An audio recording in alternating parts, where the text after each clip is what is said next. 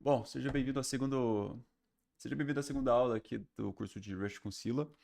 Eu vou continuar agora e pular para uma parte onde a gente vai criar uma nova tabela e a gente vai começar a popular essa tabela. Só que eu vou colocando algumas coisas e alguns pontos em relação à API do driver de Rush enquanto isso. Bom, eu criei essa message stable e essa key space já previamente para a gente não perder tempo, mas eu vou passar bem rapidinho sobre. A gente vai estar usando um replication factor de 3, já que a gente tem 3 nós ligados, né? O nosso Docker contém isso aí, 3 nós Scylla, então a gente pode replicar o dado até 3 vezes. E na nossa tabela eu fiz uma tabela de mensagens, nesse aqui Space Messaging, e onde a nossa chave primária, ou seja, a chave de partição em si vai ser o Channel ID, e o ID da mensagem vai ser o que vai diferenciar uma mensagem da outra, beleza? Então, vamos lá, vamos começar a implementar isso. A primeira coisa que eu tenho que fazer é criar o meu key space. Então eu vou usar uma query sem me preocupar com muito. Então eu posso pegar um session query unpaged. E aqui eu vou passar a minha constante que a gente fez aqui, que é o create key space, sem nenhum tipo de valor, até porque a gente não está bindando nada. Beleza. E como você pode ver, eu tenho essas flags aqui para fazer uma validação antes. Então, esse if not exists é para caso já tenha o banco, ele não mexer de novo. Para a gente não ter que ficar recriando isso ou tirar código depois. Beleza? Então, a gente vai criar o nosso key space e depois a gente vai dar a mesma query para criar a nossa table.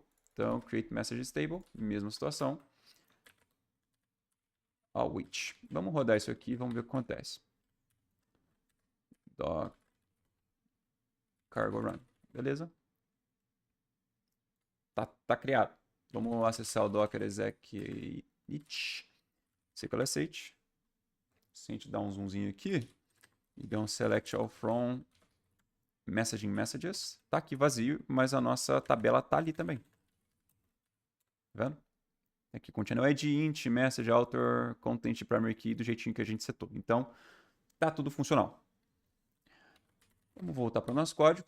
E agora, a gente vai usar um segundo artifício bem legal da nossa API, que é a gente pode setar um key space barra database para a galera do SQL em si, padrão para a gente sempre tá conectando.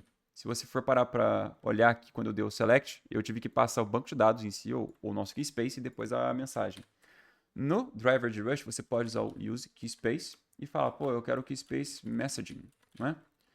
Uma coisa do tipo. Vai dar um await e já era. Ele fala também aqui o key sensitive. No caso é messaging assim mesmo, bonito.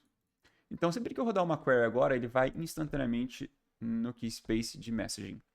Eu vou tirar essa brincadeira que a gente fez aqui por agora. E a primeira coisa que a gente vai fazer vai ser uma query de insert.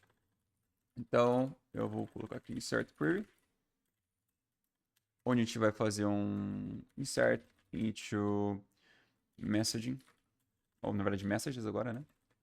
Os values vão ser channel ID, message ID. Só isso aqui já resolveria o nosso problema, mas já que a gente está aqui mesmo, author e content. Passo os values, que vão ser channel ID 1, message ID 1, author, aspas simples, quando for lidar com o string, Daniel Hart, e o content, hello. Show! Banco de dados normal, one-on-one para você que está vendo a primeira vez. Então, quando você está executando uma única vez, só rodar um query unpaged, aqui insert query, sem nada, a gente não está fazendo prepare statement ainda. E show, a gente vai rodar esse statement e ver se funciona. Aparentemente, docker exec, vamos fazer a nossa consulta aqui do select, e está aqui. Bonito, então, a gente está conseguindo inserir dados. Agora, como é que a gente vai fazer para trazer esses dados de novo? Então, a gente poderia até ter pego aquela parte que a gente apagou, mas não tem problema. Então, select query, igual a select, all from, não use all from. Quando for para teste, beleza, mas quando não for para produção, pegue só o que você precisa. Channel ID e Message ID. Pega tudo aqui, ó. Author e Content. Por que eu não posso passar o all from? Porque quando você for fazer a transposição, ou até mesmo a tipagem no Rush em si, ele não vai saber qual tipo é qual. Então, ele vai pegar por ordem. Então, o Channel ID, ele sabe, baseado no que ele tem, que o primeiro item, chamado Channel ID, vai ser do tipo int. O segundo vai ser tipo int. Depois o autor string e o content também.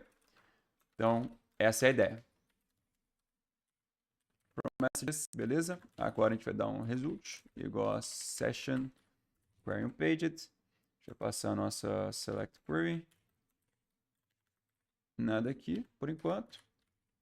Await. Bom.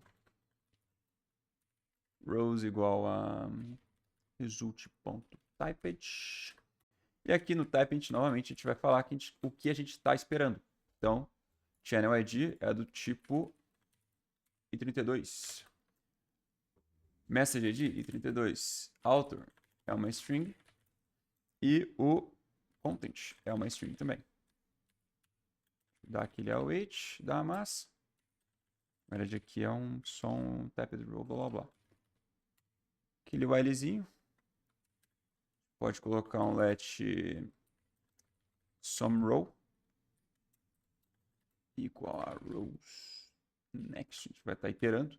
Daquele transpose eu acabei de perceber que eu esqueci de botar isso aqui como mutável. E agora a gente tem essa tupla que a gente pode só printar. Print ln. Hello. Vou botar aqui, ó.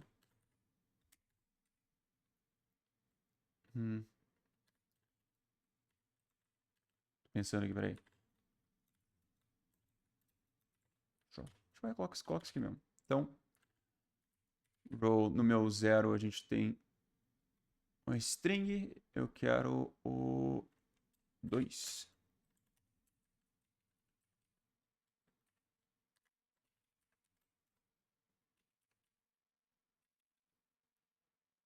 Aqui, 2 e 3.